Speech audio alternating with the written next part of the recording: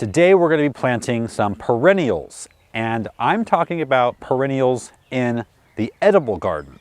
There's not a lot of those, so it's great when there's something you can plant that will come back year after year and continue to not only continue to give you food, but actually multiply.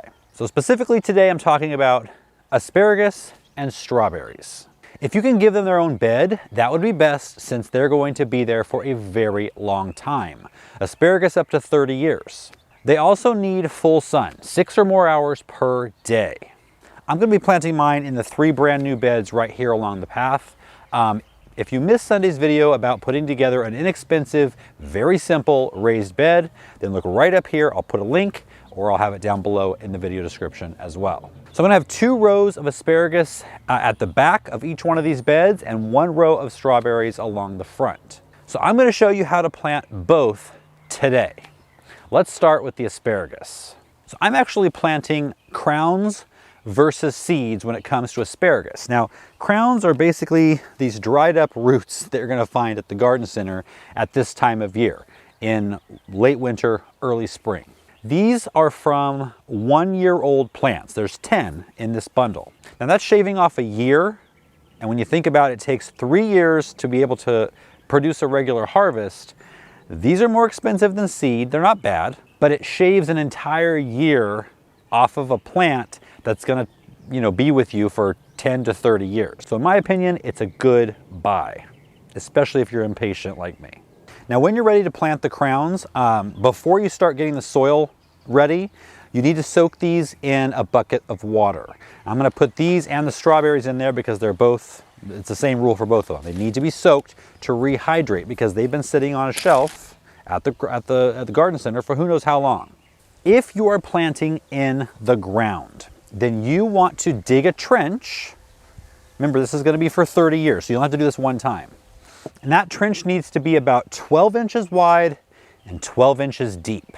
Now, I do want to tell you, it depends on what part of the country you live in, or world for that matter, as to what type of asparagus you need to grow. Now, for most people who have cold winters, you can grow pretty much all the different varieties out there.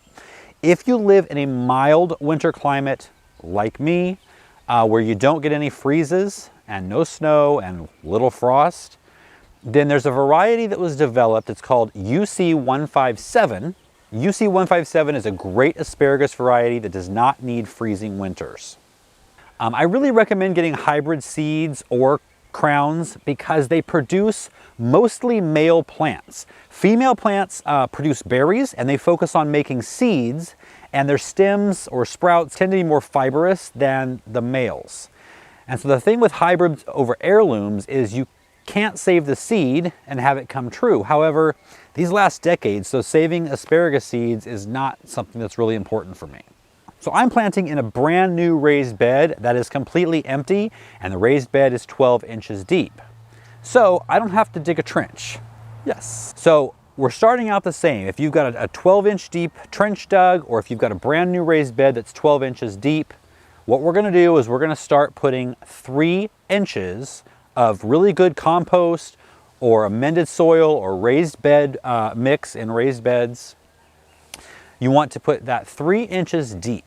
You could also use aged manure if you have access to that. Put 3 inches of compost or well-aged manure into the bottom of the trench. And then I mix in a super slow release form of phosphorus. Rock phosphate is what I use. I mix that into the bottom as well. And then we're going to cover that with another 3 inches of soil or compost or whatever you happen to be using.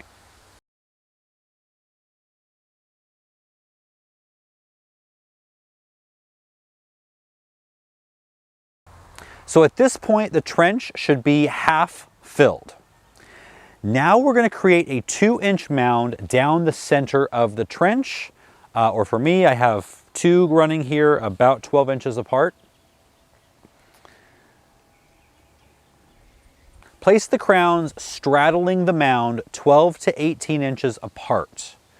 And once you've got those, kind of lined up there along the top of the mound, make sure their roots are kind of draping down the sides, kind of like little octopuses sitting on top of a little hill.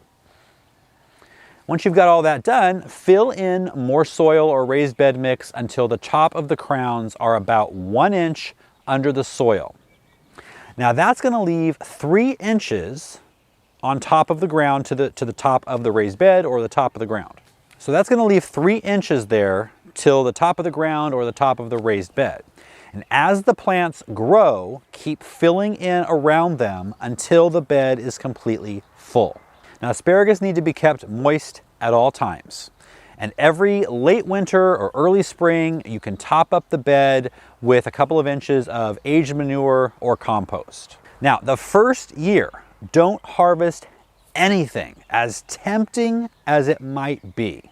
You want all of the greens to grow and bring in and photosynthesize and bring in food to feed that root system, because the more roots you've got, the more asparagus is going to come year after year. Now the second year, you can break off a few just to try them out, taste them, satisfy that urge and impatience, but you really want to let them grow for the first 2 years to build up those roots. Then on the third year, you'll have plenty to start harvesting regularly. All right, so I have all the asparagus planted. Let's move on to strawberries. Now, when it comes to choosing a variety for your area, I just Google it. You know, good variety for fill in your area.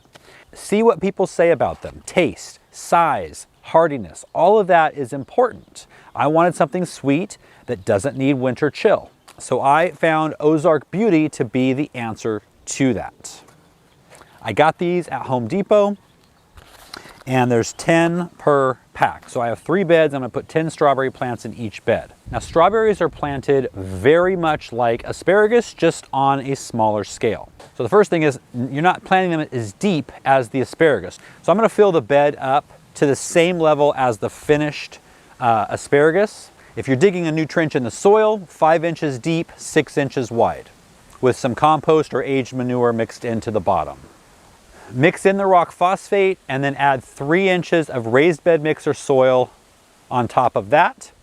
And then you're going to make a 2-inch high mound right along the center. Now, the crown of a strawberry is not the roots and it's not the leaves. It's that thick part between the two. You want that to sit at the soil level or just above the soil surface. If you bury the crown deep, especially in moist climates, there's a high likelihood that it's going to rot, even though you want to keep strawberries moist all the time. So I'm going to put just a tiny bit on top of each one of those. It's probably going to get washed off, and then fill in those trenches on either side of that mound.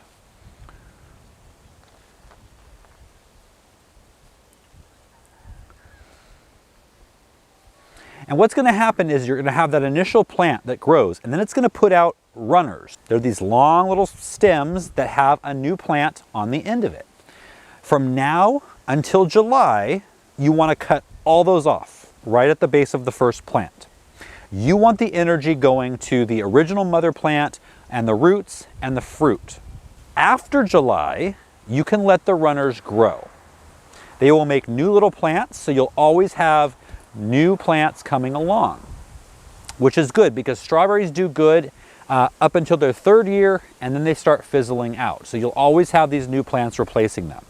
After July and throughout the summer and fall, when you see these runners putting on their leaves at the end of them, you can weight those down with a little rock, a landscape staple, anything to just kind of make sure that the new crown at the end of that runner has contact with the soil. And that's where the roots are going to start from there. And you can let it grow where it roots, or you can cut it from the mother plant, cut the little umbilical cord, and move it somewhere else.